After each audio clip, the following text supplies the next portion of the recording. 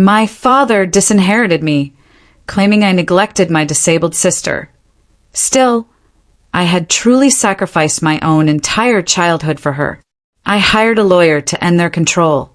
My dad cut me out of the will, not for some wild, rebellious act, but for not taking care of my disabled sister. The sister for whom I'd already sacrificed my entire childhood. That was it. That was the moment I realized I had to hire a lawyer and end their control for good. I'm 28 now, and I've been living in my own ground floor flat for 3 years. I worked my absolute butt off to get here. My sister, Sarah, is 35. She has cerebral palsy and learning difficulties, which means she needs 24/7 care. My parents have always been her caregivers. And honestly, my entire upbringing revolved around Sarah's needs. I never had birthday parties because the noise bothered her. My parents couldn't drive me to sports practices while still minding Sarah, so I never got to play. Sarah never had friends over because she needed peace and quiet. Every single Christmas, we went to the same handicap-accessible cabin 3 hours away because Sarah couldn't handle change. The minute I could, at 21, I moved out. I started working at a call center during the day and went to night school. 50-hour weeks, just to earn my graphic design degree. It paid off. I landed a remote job that paid well, found this amazing apartment that's perfect for me. Close to shops with a tiny garden, something I never had growing up. My family? They visited me twice in 3 years. Their calls? They were only ever when they needed me to watch Sarah so they could go to the doctor or the grocery store. And I always said yes, even when Sarah would yell and throw things because, well, she didn't like change. Then, about 8 months ago, my dad started hinting. My flat, he said, would be excellent for Sarah. Ground level, wide doors, accessible bathroom. He'd constantly point out improvements I could make to better accommodate her wheelchair. I shrugged it off. Just conversation, I thought. But then Mom started asking about my work schedule, how flexible it was if I could work while caring for someone. I just smiled, said I was happy with my current situation, and changed the subject. For months ago, they invited me to dinner. It was an ambush. They'd already spoken to Sarah's social worker about moving her care to me. They'd researched all the government aid I could get as her caretaker. They even figured out how to use grant money to fix up my apartment. They presented a detailed plan. I'd take Sarah during the week, they'd handle weekends. I said, absolutely not.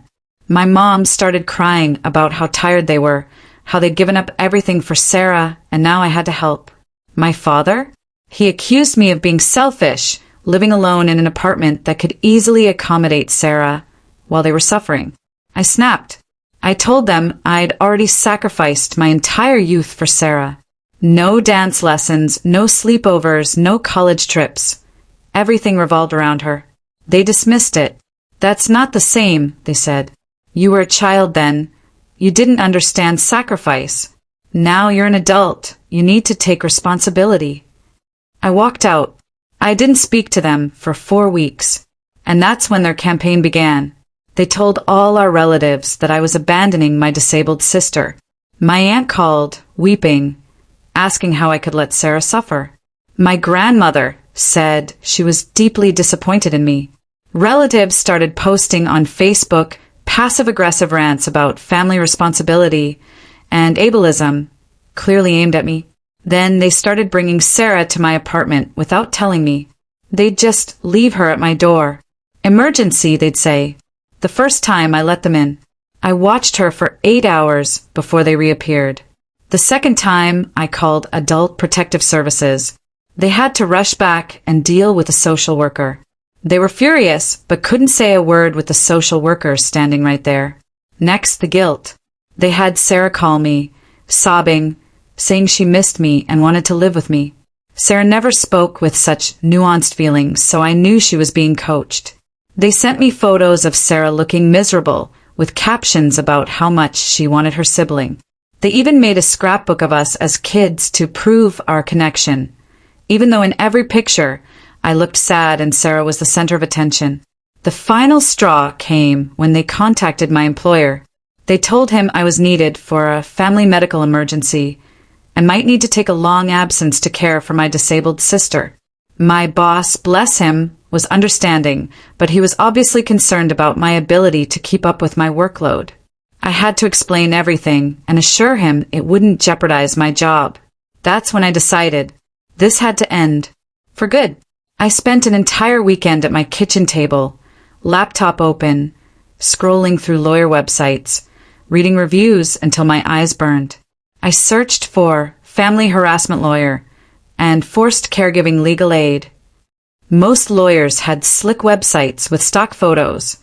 I needed someone who understood this. Then, late Sunday evening, I found Sophia Taylor. Her description: specializes in boundary breaches and family coercion. Perfect. She was worried about adult children being dragged into care tasks they hadn't committed to. I swear, she was talking about my exact situation. I filled out her contact form right then, detailing my parents' sudden arrivals and the call to my employer. She had an opening Monday morning at 10 o'clock. I booked it, then spent the rest of the weekend trying not to think about the cost. Monday morning, I was 6 minutes early for the video conference, sitting in my home office with a notebook full of dates and scribbled details. Sophia popped onto the screen exactly at 10 o'clock. She looked about 40, short black hair, keen eyes that seemed to instantly take everything in. I started talking, trying to keep my voice steady, but she cut me off within 4 minutes. "What your parents are doing," she said, "is not just annoying or pushy. It's abuse. It's a misuse of money and feelings." Abuse. The word hit me hard. I dismissed it as just family drama, but she emphasized that their attempts to push me into care had legal ramifications. She asked about the call to my work, so I showed her the email my manager sent. Amelia leaned forward. "That's workplace interference," she stated, "and we can definitely use that." For the next hour, we went through everything methodically. She asked for guilt trip texts, the photos of Sarah, the Facebook posts. She took notes on the 4 times they showed up at my house, especially the second time when I called APS. She asked if I had the police report for that incident. I told her the officer gave me a case number. "Get a copy of that report immediately," she instructed. "Documentation is vital." By the end of the call, I had a list of things to gather, a timeline of every incident from that dinner ambush 4 months ago. I felt like someone had finally acknowledged that I wasn't being dramatic. Tuesday evening, I was working on a design project when my doorbell rang. My phone showed it was almost 8 o'clock. The doorbell rang again. Then someone hammered hard. I got up, looked through the peephole. My father's car was parked outside, Sarah visible in the passenger seat. My mom was at the door, hammering even harder. My heart started to race as I backed away. They'd done this before, but not this time. My mom started yelling through the door, saying they were in trouble. They needed my help, just for a few hours. My father joined in, his voice louder, calling me selfish and ignorant. I grabbed my phone and called the non-emergency police number. The dispatcher asked what was happening. I explained my parents were at my door, refusing to leave, despite my pleas for them not to come. She said an officer would be dispatched. For another 8 minutes, they kept yelling and screaming. My father said I was living in a flat that could accommodate Sarah while they struggled. My mother said I'd understand when I was older and had my own family commitments. They must have heard the sirens because it suddenly went quiet. I heard car doors slam. When the policeman knocked, my family was already gone. The officer was a young man, maybe 28. He took down my details, asked what happened. I told him about the continuous harassment, showed him texts and emails. He typed everything, gave me a report number. "If they come back," he said, "call straight away." I texted Sophia the report number after he left. Her reply came within minutes. This is exactly the paperwork we needed. Wednesday afternoon, I was in the middle of a client conversation when my phone buzzed with a voicemail from an unknown number. I ended the call and listened. It was my dad's voice, but from a different phone. He said they'd tried to be fair, but I didn't give them a choice. He threatened to cut me out of their will unless I stood up for my family, as I should have done years ago. He went on about how disappointed they were, how I'd regret it when they departed, and I had nothing. There was something cold in his voice I hadn't heard before. I saved the voicemail and emailed it to Sophia, asking if it was important. She called back within an hour. "This is financial manipulation," she said, "and it tremendously supports your case. It shows a history of using money and guilt to influence you." She asked if I expected a substantial inheritance. "Probably not much," I said. "Maybe 25,000 if that." "It doesn't matter how much," she replied. "What matters is they used it as a weapon." She urged me to save all such voicemails and not respond to any attempts to reach me. Hanging up, I felt a strange mix of satisfaction that the message helped my case, and grief that my father had actually said such things aloud. Thursday morning, an email popped up from Ethan, my employer. "Private conversation needed." My stomach plummeted. He asked for a video conference at 10 o'clock. I spent the next hour getting ready, trying not to stress. When I signed in, Ethan looked apprehensive. He said my parents had called again yesterday, asking about my work schedule and if the firm offered family leave. He told them he couldn't discuss staff matters, but he needed to know what was going on, as it was affecting his professional reputation. My eyes started to sting. I took a deep breath. I told him everything, how my parents were trying to force me to care for Sarah, their harassment, the lawyer I'd hired. I accessed the police report on my computer and even gave him Sophia's contact info to show I was serious. Ethan listened, his expression softening. He said he believed and supported me, but he was concerned about how this might affect my focus at work. I swore it wouldn't, and that I was taking legal action to stop the harassment permanently. He agreed and asked me to keep him updated if my parents contacted the business again. After the call, I felt wobbly. I'd almost cried in front of my supervisor, and my parents were now actively trying to interfere with my employment. Friday night at 9 p.m., my phone rang. Unknown number. I almost didn't answer, but something made me pick up. It was Rachel, my mother's sister. She started by saying she'd been at a family gathering and heard what was going on. She couldn't believe I was abandoning Sarah after my parents gave up everything for her. She said the family was debating how selfish I was, and she wanted to hear my side, but couldn't see how I could explain it. I felt the familiar pang of remorse, but then I remembered Sophia's advice about not engaging. I took a big breath, and for the first time, I told someone everything. My childhood without birthday parties or friends, how my parents ambushed me with their care plan, how they'd shown up and left Sarah at my door. I mentioned the APS calls, the police report from Tuesday. Rachel was silent for a long time. Then she said she needed to think. She remembered things from my youth that she hadn't paid much mind to at the time. She asked if she could call me back in a few days. I said yes. After we hung up, a tiny flicker of hope sparked inside me. At least one family member might finally understand. The next Monday, I met Sophia at her office to file the cease and desist letter.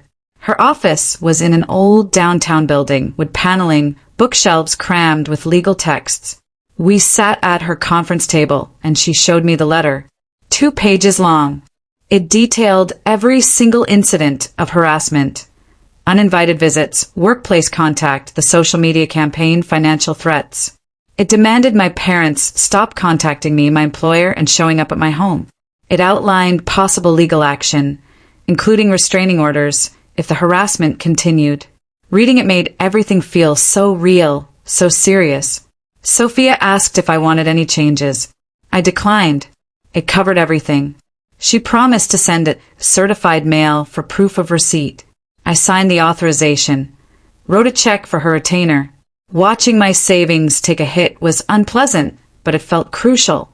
Walking out, I felt strong and terrified all at once. I was taking things to a legal level now. There was no coming back. I didn't expect my parents to respond so quickly. Wednesday afternoon, my cousin Olivia emailed me a screenshot. It was a Facebook post from my mother. "Our ungrateful daughter," it read, "has hired a lawyer to discard her injured sister." It claimed they'd given up everything to care for Sarah, and now their second daughter was tossing them away. It ended by saying they were heartbroken and couldn't understand how they'd raised someone so selfish. The post already had dozens of comments. Relatives and family friends accused me of being cruel, that I should be humiliated. My granny said she was praying for my soul. Strangers, people who barely knew me, reposted it, adding their own vile comments. I wanted to tell everyone the truth, but Sophia had advised that engaging would only make things worse. I called her instead and read her the post. She told me to screenshot everything. This was defamation and harassment, she said. My parents were trying to pressure me to react publicly, but I had to stay silent. She explained we'd use all of it when we applied for the restraining order. I spent most of the day avoiding social media, trying to focus on work, but my phone vibrated constantly with notifications. Wednesday morning, I got a call from a government area code. It was David Roberts, a social worker from Adult Protective Services. He was looking into both complaints I'd made about my parents leaving Sarah at my door. He asked if I had time for a long conversation. I agreed. He started asking about my upbringing, how much time I'd spent caring for Sarah, if I'd had a normal childhood. I told him, no birthday parties, no sports, no friends over because everything hinged on Sarah's needs. I never went on college visits because my parents couldn't leave Sarah. He asked about my parents' current behavior, and I detailed everything. The dinner ambush, the social media campaign, the workplace intervention. He was quiet for a second after I finished. Then he said something that floored me. What you experienced, he explained, is known as parentification. I'd never heard the word. He said my parents had forced me to take on adult caregiving tasks as a child, when I should have been free to be a child. He described it as a type of abuse, explaining why I was so averse to their current demands. I sat there, phone to my ear, feeling like someone had finally put a name to something I'd always felt but never understood. David said he was going to plan a home visit with my parents to assess Sarah's current care situation. He promised to call me after. After we hung up, I Googled parentification and spent an hour reading stories that were eerily similar to my childhood. David called me again Friday afternoon, after his meeting with my parents. He said Sarah's physical care was fine, and my parents had the resources and support networks to continue caring for her. But then he said something that absolutely enraged me. He revealed that during his visit, my parents had told Sarah that I no longer loved her. They'd supposedly been saying I'd moved away, forgotten about her, and no longer wanted to be her sister. David reported that when he asked about me, Sarah looked bewildered and sorrowful. He added that my parents were using Sarah's emotions to manipulate me, which was both cruel and inappropriate. He said he was documenting this in his report and advised my parents to seek therapy for setting reasonable boundaries. I hung up after thanking him. Then I sat there, shaking with anger. My parents weren't just bothering me anymore. They were messing with Sarah's head, using her to get back at me. Sarah, who didn't understand what was happening, now thought I had abandoned her. I texted Sophia about what David had said. Her response, more proof of your parents' manipulative actions. We have a very good case now. Are you ready to apply for a restraining order? I started photographing everything that weekend. Every Facebook post my parents made, screenshotted with the timestamp visible. Every comment from a family member calling me unkind. Every angry message from strangers who'd somehow found my personal accounts. All went into a folder on my laptop. I built a timeline, starting with that dinner 4 months ago. Dates and times for every unexpected visit. Their entire manipulative plan. Every phone call from guilt-tripping family members. Every instance they tried to pressure me into taking Sarah. The police record from when they abandoned her at my door was attached. The voicemail about cutting me out of there was saved in 3 different places. By Sunday night, I had an 18-page report detailing how my parents had tormented me since I rebuffed their demands. Sophia called Monday morning to check in. I told her I had completed the forms. She urged me to send everything to her so she could review it before we filed for a restraining order. I spent an hour organizing the files, then sent them through. 4 hours later, she called back. "The proof is strong," she said. "The social media comments alone show a pattern of harassment and defamation.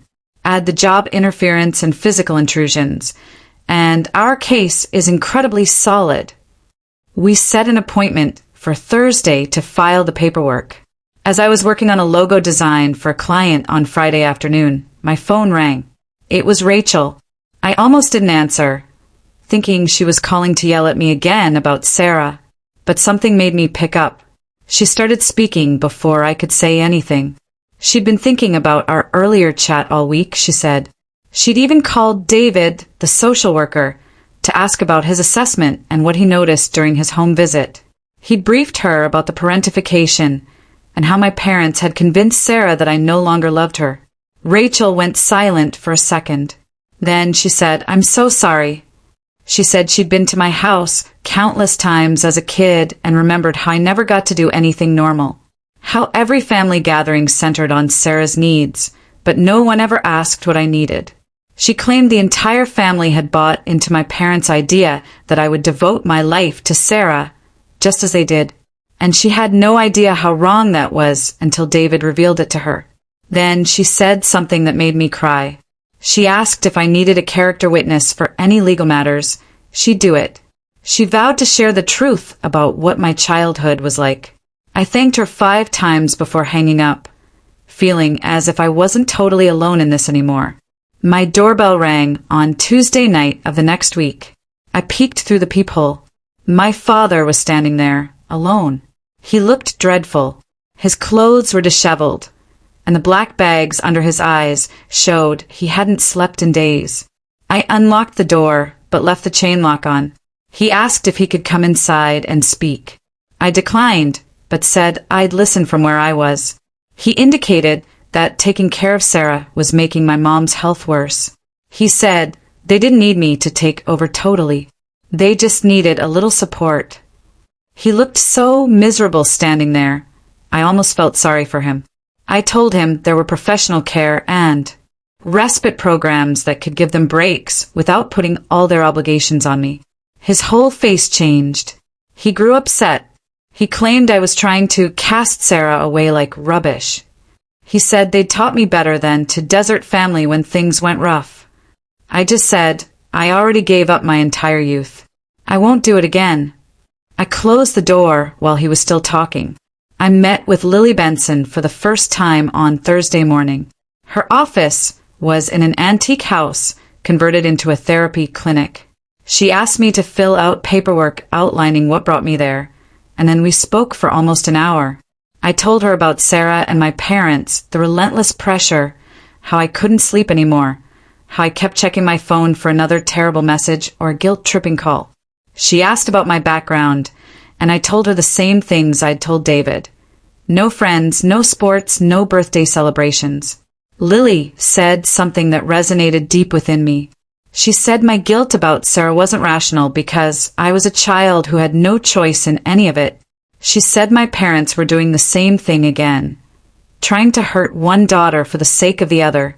The fact that I felt guilty about protecting myself, she explained, showed how deeply they'd conditioned me to put Sarah first, no matter what. We made weekly appointments. I left feeling like therapy might actually help. David called the following Monday with news that absolutely stunned me. He claimed that during his assessment, he asked Sarah clearly what she wanted. Not what my parents wanted for her, but what Sarah herself sought. Sarah had told him she wanted to live in a group home with other kids her age. She'd apparently been watching television programs about people with disabilities living independently and wanted to try it. David claimed my parents had never asked Sarah what she wanted. They just assumed she was terrified of change and would have to stay with them forever. But Sarah had told him she was weary of sitting at home all the time and wanted to meet new people. I sat there, clutching my phone, feeling an odd combination of relief and pure rage. Relief because Sarah finally had a voice and a yearning for something different. Rage because my parents never bothered to ask her and just assumed I'd pick up their worldview without question. David called the following Monday with news that absolutely stunned me. He claimed that during his assessment, he asked Sarah clearly what she wanted. Not what my parents wanted for her, but what Sarah herself sought. Sarah had told him she wanted to live in a group home with other kids her age. She'd apparently been watching television programs about people with disabilities living independently and wanted to try it. David claimed my parents had never asked Sarah what she wanted. They just assumed she was terrified of change and would have to stay with them forever. But Sarah had told him she was weary of sitting at home all the time and wanted to meet new people. I sat there, clutching my phone, feeling an odd combination of relief and pure rage. Relief because Sarah finally had a voice and a yearning for something different. Rage because my parents never bothered to ask her and just assumed I'd pick up their worldview without question. My parents knew about Sarah's discussion with David by Wednesday. I knew because they went completely nuts on social media. My mother published a lengthy post about how I'd poisoned their daughter against them, how I'd hired a social worker to abduct Sarah and destroy their family. The post included both my full name and the name of my graphic design business. By Wednesday afternoon, I was getting messages from people I didn't know. Strangers. They told me I should be ashamed, that I was a horrible person for leaving my disabled sister, and that I deserved whatever horrific things came to me. My anxiety skyrocketed. I couldn't focus on work. I checked my phone every 5 minutes for new messages or comments. I called Sophia in a panic. She told me to capture screenshots and send them. The social media campaign, she said, constituted harassment and defamation, strengthening our case for a restraining order.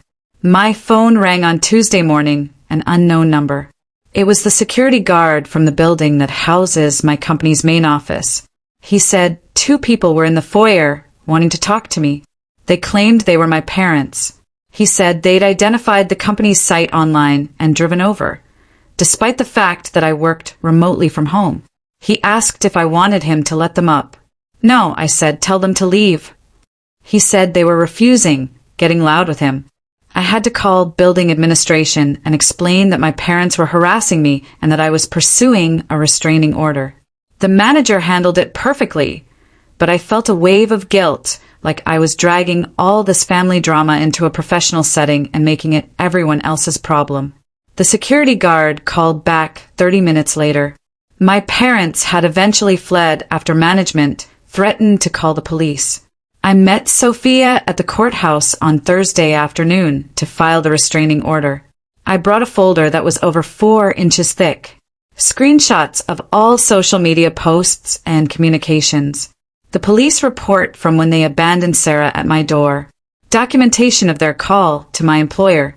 Rachel had even supplied a written statement explaining my childhood. A letter from David describing his findings on parentification and Sarah's stated wishes. The court clerk took all of Sophia's paperwork and forwarded it to the judge. We waited for 4 hours before being invited into a small office. The judge studied the documents, asked me a few questions about the harassment. Then she gave me a temporary restraining order and set a full hearing for 3 weeks later. Walking out of the courthouse, I felt an unusual combination of sorrow and relief. I was officially breaking up with my folks. Part of me felt terrible, but mostly I was just relieved that the harassment might finally be over. The hearing for the permanent restraining order happened on a very cold morning in early December. I arrived with Sophia and all our evidence, meticulously organized in binders. My parents and their lawyer were already there.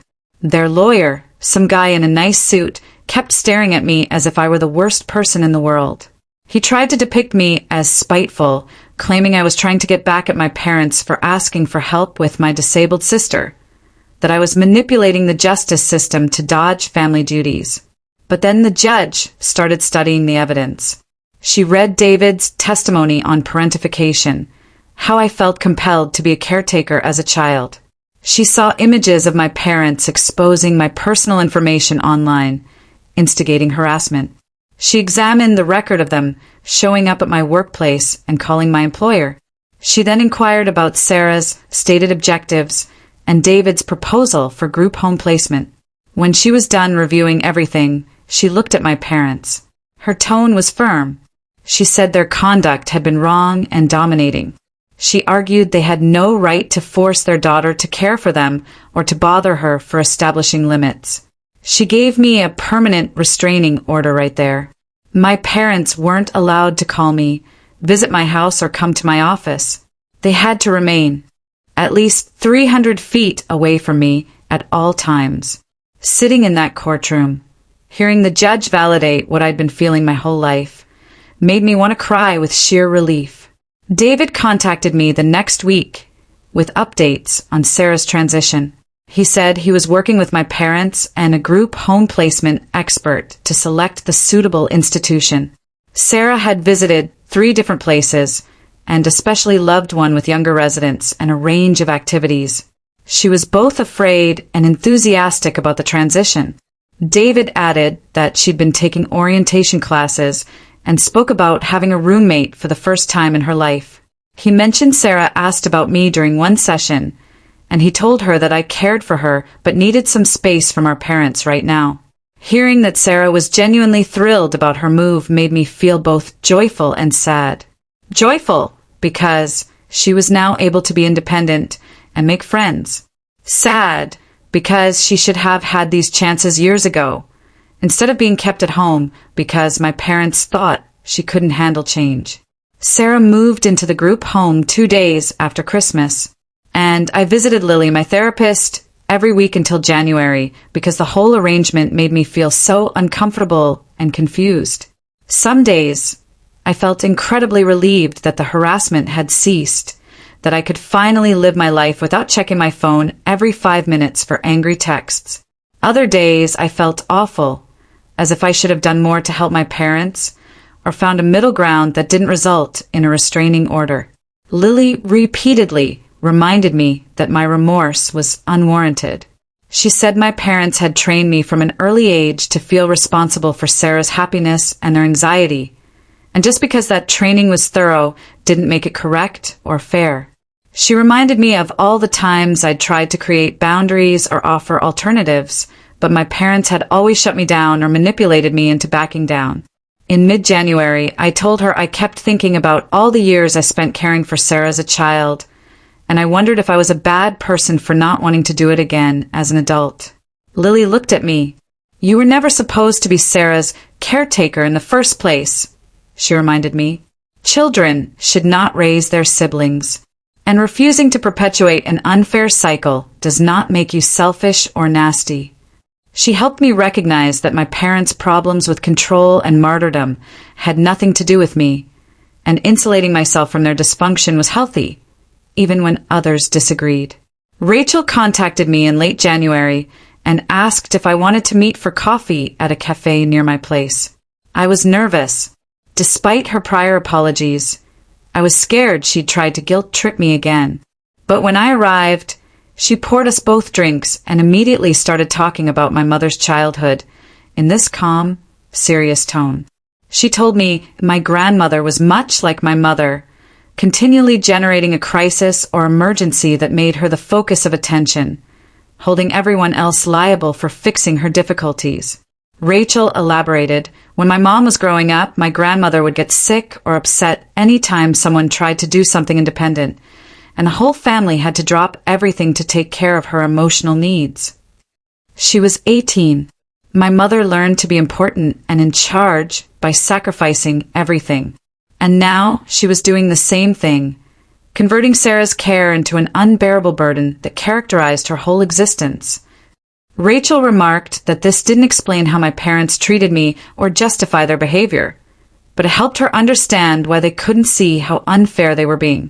My mom genuinely believed that suffering for your family was the only way to prove you love them, she stated, and she couldn't understand why I didn't want that same life. Hearing about this generational pattern made me feel sad for my mother in a way I hadn't before. as if she was trapped in a cycle she didn't even recognize. But it also helped me feel better about my decision to break away, as I didn't want to pass on the same dysfunction to anybody else. In early February, David called me and asked me to see Sarah at the group home to see how she was doing. I was apprehensive driving over there. I didn't know what to expect, or if Sarah would be unhappy with me for not taking her in, as our parents had wanted. When I got to the common room, Sarah was sitting with another woman her age, watching TV.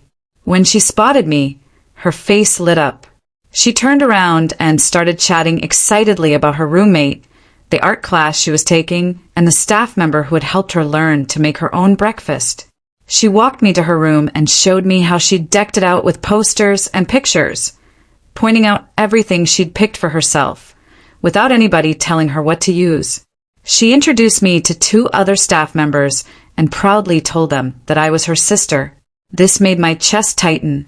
We sat in the common area for almost an hour, chatting about her life, the activities she loved, the people she was becoming friends with, the cuisines she wanted to try. It felt so different from all those years of merely addressing her needs and keeping her calm. For the first time, we were talking as 2 actual people, rather than caregiver and patient. I realized I had never truly known Sarah as a person until this moment.